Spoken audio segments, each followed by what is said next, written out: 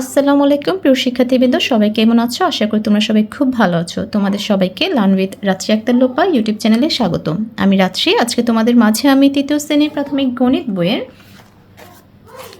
অধ্যায় 5-এর মানে গুণ অঙ্কের সমাধানে 62 পৃষ্ঠার যে অনুশীলনীর প্রশ্নগুলো আছে সেগুলো নিয়ে আলোচনা করব। আমরা আজকে 62 নং পৃষ্ঠাতে যে কথার অঙ্কগুলো আছে সেগুলো বুঝে বুঝে করব। দেখো, আমাদের প্রথমে 4 নম্বর অঙ্কতে আছে 4টিতে 1 হালি হয়, 5 হালিতে কতগুলো হবে?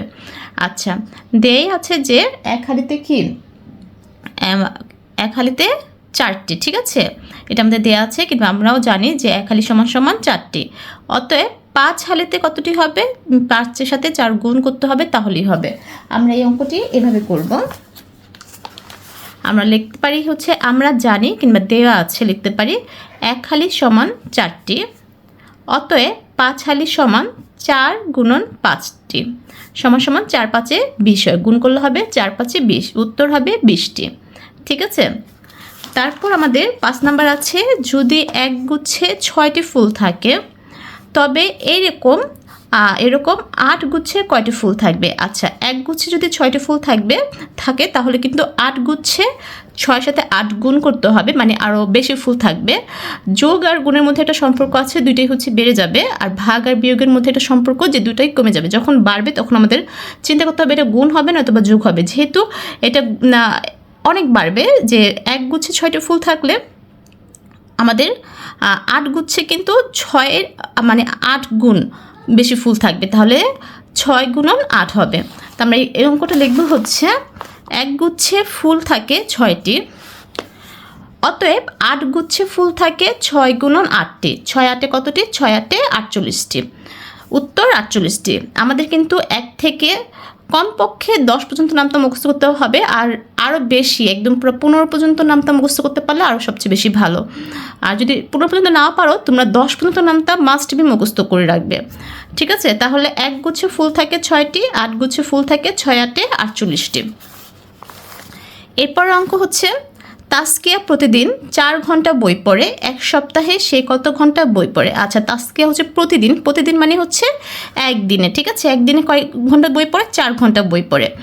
আর এক সপ্তাহে সে কত ঘন্টা বই পড়ে? আমাদের বের করতে বলেছে যে সে কত ঘন্টা বই পড়ে, যেটা বের করতে বলবে, মানে ঘন্টা বের করতে বলেছে, তাই ঘন্টার কথাটা আমরা শেষে লিখব।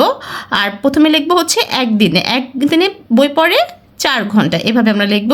আর আমরা জানি যে এক সপ্তাহ সমান সমান কত দিন? এক সপ্তাহ সমান সমান 7 দিন। তাহলে আমরা এই অঙ্কটা এভাবে করব, যে আমরা জানি এক সপ্তাহ সমান সমান 7 দিন। তারপর আমরা লিখব তাসকিয়া একদিনে বই পড়ে 4 ঘন্টা, অতএব তাসকিয়া 7 দিনে বই পড়ে, যেহেতু 107 দিন, তাহলে আমরা লিখব 7 দিনে বই পড়ে 4 গুণন 7 ঘন্টা সমান সমান 28 ঘন্টা, উত্তর হবে 28 ঘন্টা, ঠিক আছে। তাহলে তাসকিয়া এক সপ্তাহে 28 ঘন্টা বই পড়ে। এরপর 7 নাম্বার এক দিস্তা কাগজে 24 তা থাকে। 12 দিস্তায় কতটা কাগজ থাকবে? এক দিস্তা কাগজে যদি 24টা থাকে তাহলে 12 দিস্তা থাকবে 12 গুণন 24টা, ঠিক আছে। আমাদের বের করতে বলেছে কত তা বের করতে বলেছে, তাহলে তা মানে 24 তাটা আমরা শেষে লিখবো। প্রথমে লিখবো এক দিস্তা কাগজ, এই একটা কিন্তু কথায় আছে, আমরা লিখবো সংখ্যায় লিখবো, নাহলে কিন্তু সংখ্যায় না লিখলে এই একের নিচে 12 লেখা যাবে না। তাহলে আমরা সবসময় এই যে একটা সংখ্যায় লিখবো, যেমন প্রতিদিনটা এখানে আমরা একদিন সংখ্যায় লিখেছি, একদিনে এরকম আমরা সংখ্যায় লিখবো। তাহলে আমরা এখানে লিখেছি এক দিস্তা কাগজে থাকে 24টা, অতএব 12 দিস্তা কাগজে থাকে 24 গুণন 12 সমান সমান 288টা। এই 24 গুণন 12 আমরা কীভাবে করেছি? 24 গুণন 12, প্রথমে আমরা 2কে, যেহেতু এ পাশে 2 আছে, 2কে আমরা 4 দিয়ে গুণ করব, তারপর 2কে আমরা 2 দিয়ে গুণ করব, ঠিক আছে। 4 দুগুণে কত? 4 দুগুণে 8, আর 2 দুগুণে 4। এরপর আমরা এই যে একক স্থানীয় জায়গায় কী করব? একটা শূন্য বসিয়ে দিব, ঠিক আছে। তো একক স্থানীয় জায়গায় আমরা শূন্য বসিয়ে দিয়েছি, 8-এর পরে শূন্য বসালাম। তারপর এবার আবার 1কে 4 দিয়ে গুণ করব এবং 1কে 2 দিয়ে গুণ করব, 4 একে 4 আর 2 একে 2, ঠিক আছে। তারপর আমরা যোগ করে দিব, 8 নিচে শূন্য যেহেতু বসিয়েছি, 8 আর 0 যোগ করলে 8, 4 যোগ করলে 8 এবং 2-এর সাথে আর কিছু নেই, তাহলে 2, তাহলে হলো 288টা, 288টা। এরপর আমাদের 8 নম্বর অঙ্ক 100 পয়সায় 1 টাকা হয়, 10 টাকায় কত পয়সা হবে? ঠিক আছে, 100 পয়সা কত টাকা হয়? 1 টাকা হয়। তাহলে 10 টাকায় কত পয়সা হবে? আমাদের চেয়েছে হচ্ছে পয়সা, আমাদের দেখতে হবে যে কি চেয়েছে, কত পয়সা চেয়েছে। তাহলে আমরা কিন্তু লিখবো না 100 পয়সা সমান সমান 1 টাকা, যেহেতু আমাদের পয়সা চেয়েছে আমাদের কথাটা ঘুরিয়ে পয়সাটা পিছনে নিতে হবে। তাহলে লিখতে হবে 1 টাকা সমান সমান 100 পয়সা, অতএব 10 টাকা সমান সমান 10 গুণন 100 পয়সা, এভাবে লিখবো। আমরা দেখবো যে কি চেয়েছে আমাদের উত্তরটা। তো উত্তরটা যেহেতু পয়সা চেয়েছে আমরা পয়সাটা শেষে লিখবো। 1 টাকা সমান হচ্ছে 100 পয়সা, অতএব 10 টাকা সমান সমান 100 গুণন 10 পয়সা। আমরা দেখো 100 গুণন 10, এটা কিন্তু আমাদের অঙ্ক করে নেওয়ার প্রয়োজন নেই। আমরা চিন্তা করব হচ্ছে একের সাথে আমরা শুধু শূন্য বাদে চিন্তা করব। দেখো শূন্য যদি চিন্তা না করি, শূন্য নেই এটা যদি আমরা ভাবি, তাহলে আছে কি এই পাশে আছে 1, এই পাশে আছে 1, 1 কে 1 দিয়ে গুণ করলে হয় হচ্ছে 1, আমরা 1 লিখব। এরপর দেখব শূন্য কয়টা আছে, দেখো শূন্য আছে হচ্ছে 1 2, এই পাশে 2টি আর এই পাশে একটি, মোট হচ্ছে 3টি শূন্য আছে। তাহলে 1 1 তো 1 লিখলাম আর এই 3টি শূন্য পরবর্তীতে একের পরে লিখে দেবো 1 2 3, 3টি শূন্য, তাহলে কিন্তু হয়ে গেল 1000 পয়সা। এই যে শূন্য থাকলে কিন্তু আমাদের আর গুণ করার দরকার নেই। এভাবে করতে গেলে সময় নষ্ট হবে, তাহলে তোমরা এভাবে করে নেবে, ঠিক আছে? তো 1000 পয়সা। এরপর হচ্ছে 9 নাম্বার, একটি বই 130 পৃষ্ঠা আছে, এরূপ 28টি বইয়ে কত পৃষ্ঠা আছে? আচ্ছা, একটি বই যদি 28 পৃষ্ঠা 130 পৃষ্ঠা থাকে, তাহলে 28টি বই থাকবে হচ্ছে 130 গুণন 28টি পৃষ্ঠা, ঠিক আছে? তাহলে আমরা কি লিখবো? আমাদের যেহেতু পৃষ্ঠা চেয়েছে, তাহলে আমরা পৃষ্ঠা কথাটা শেষে লিখবো। তাহলে লিখবো হচ্ছে একটি বইয়ে, আমরা একটিটা কি করব, সবসময় কথায় থাকলেও আমরা অঙ্কে লিখবো একটি বইয়ে আছে 130 পৃষ্ঠা, অতএব 28টি বই আছে 130 গুণন 28 পৃষ্ঠা, গুণ করলে হয় 3640 পৃষ্ঠা। এটা কীভাবে গুণ করলাম? 8কে শূন্য দ্বারা, মানে যে কোনো সংখ্যাকে যদি শূন্য দ্বারা গুণ করি তাহলে কিন্তু শূন্য হবে, তার শূন্য দিয়ে গুণ করলে শূন্য হয়েছে।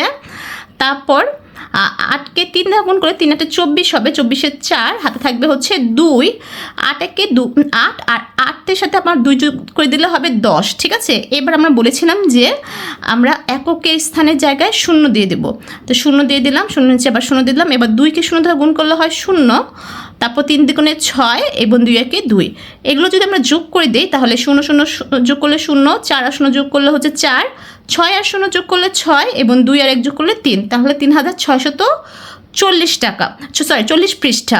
উত্তর হবে 3640 পৃষ্ঠা।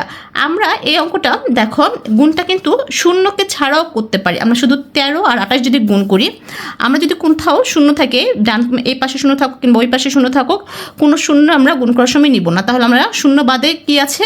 13 আছে, 13 আছে আর এই পাশে আছে 28। তো 13 আর 28 যদি গুণ করি, দেখো 3 8 24 4, হাতে থাকে 2, 8 8, 8 8 2 কত? 10, তাহলে হলো 108কে 13 গুণ করলে হলো 104। তারপর আমরা একক স্থানে শূন্য বসাবো, তারপর 3 দ্বিগুণে হচ্ছে 6 আর 2 1 2। এবার আমরা যদি এটা যোগ করি 4, এখানে 6 যোগ করলে আর এখানে হচ্ছে 3, কত হলো? 364। দেখো আমরা শূন্য ছাড়া যেহেতু গুণ করেছি, দেখো কয়টা শূন্য বাদ দিয়েছি, আমরা শুধু একটা শূন্য লিখে নিই। তাহলে এই যে এটা পরে কি করব? 364 পরে একটা শূন্য দিয়ে দিব, তাহলে কিন্তু 3640 টাকা হয়ে যাবে, ঠিক আছে? এই যে এটা শূন্য ছাড়া করব সেই কয়টা শূন্য আবার আমরা পরে দিয়ে দেব, আমাদের শূন্য নেওয়া দরকার নাই। এভাবে আমরা করলে আমাদের পরীক্ষাতে রাফ করে করতে গেলে দ্রুত হবে। এরপর দেখো 10 নম্বর অঙ্ক হচ্ছে মিলির টাকার 14 গুণ টাকা মুন্নির আছে। মিলির কাছে যদি 225 টাকা থাকে তবে মুন্নির কাছে কত টাকা আছে? আচ্ছা, মিলির টাকা যদি 14 গুণ টাকা মুন্নির কাছে থাকে, তাহলে মুন্নির কাছে থাকে, তাহলে কি হবে? মিলির টাকার সাথে 14 গুণ করলে হচ্ছে মুন্নির টাকা পাওয়া যাবে। আমরা এই অঙ্কটা লিখবো হচ্ছে মুন্নির কাছে মিলির টাকার 14 গুণ টাকা আছে, মিলির কাছে আছে 225 টাকা, অতএব কী হবে? মুন্নির কাছে আছে 225 গুণন 14 টাকা। যদি আমরা এটা করি তাহলে কত হবে? 3150 টাকা। এটা আমরা কীভাবে করব? 4 5 কত? 4কে 5 দিয়ে গুণ করব, মানে 4কে আমরা এই 225 দিয়ে গুণ করব। 4কে প্রথমে 5 দিয়ে গুণ করব, 4 5 কত? 20, হাতে থাকবে কত? 2, 20 শূন্য লিখলে হাতে থাকবে 2, 4 দুগুণে 8, 8 আর 2 হচ্ছে 10, 10 শূন্য, এবার হাতে থাকবে হচ্ছে 1, 8 4 দুগুণে 8, 8 আর 1 হচ্ছে 9, তাহলে হলো 900। এবার আমরা একক স্থানে শূন্য বসাবো। এরপর 5 1 5 আর 2 1 2, 2 1 2, তাহলে হবে হচ্ছে 0 5, 9 আর 2 যোগ করলে হয় 11, হাতে থাকে 1, 2 আর 1 3, কত হলো 3150 টাকা হলো। 3150 টাকা হবে হচ্ছে উত্তর। এরপর দেখো 11 নম্বরটা আছে, একটি ইলিশ মাছের দাম হচ্ছে 750 টাকা, এরূপ 20টি ইলিশ মাছের দাম কত? তাহলে একটি ইলিশ মাছের দাম যদি 750 টাকা হয়, 20টি ইলিশ মাছের দাম হচ্ছে 750-এর 20 গুণ হবে। তাহলে আমরা এটা কিভাবে লিখবো? এটা লিখবো হচ্ছে একটি ইলিশ মাছের দাম 350 টাকা, অতএব 20টি ইলিশ মাছের দাম 350 গুণন 20 টাকা সমান সমান কত হয়েছে? 7000 টাকা হয়েছে। উত্তর 7000 টাকা। এই যে এইটা আবার কীভাবে রাফ করব পরীক্ষার সময় দ্রুত করার জন্য, আমরা দেখবো হচ্ছে শূন্য ছাড়া, কোনো পাশে শূন্য নিব না। শূন্য ছাড়া কী কী সংখ্যা আছে? আছে হচ্ছে 3 আর 5 আছে, আর এখানে আছে 2, মানে 35 আছে, আর এই পাশে আছে 2। তাহলে আমরা 35 আর 2 গুণ করব, ঠিক আছে? 35 আর 2 যদি গুণ করি, 5 দুগুণে 10, 10-এর শূন্য লিখবো এবং হাতে থাকে 1, 3 দুগুণে 6, 6 আর 1 7, 70 হলো না? 35 আর 2 হচ্ছে 70 হলো, কিন্তু আমরা কিন্তু শূন্য নিই। কয়টি শূন্য নিই? এই পাশে একটি শূন্য, এই পাশে একটি শূন্য নিই। তো দুই পাশে দুইটি যদি শূন্য না নেই, তাহলে এই দুইটি শূন্য আমাদের এই 70-এর পরে দিয়ে দেবো। 70-এর পর যদি আমরা দুইটি শূন্য দিয়ে দিই, তাহলে কত হয়ে গেলো? 7000 হয়ে গেলো। উত্তর হয়ে যাবে কত? 7000।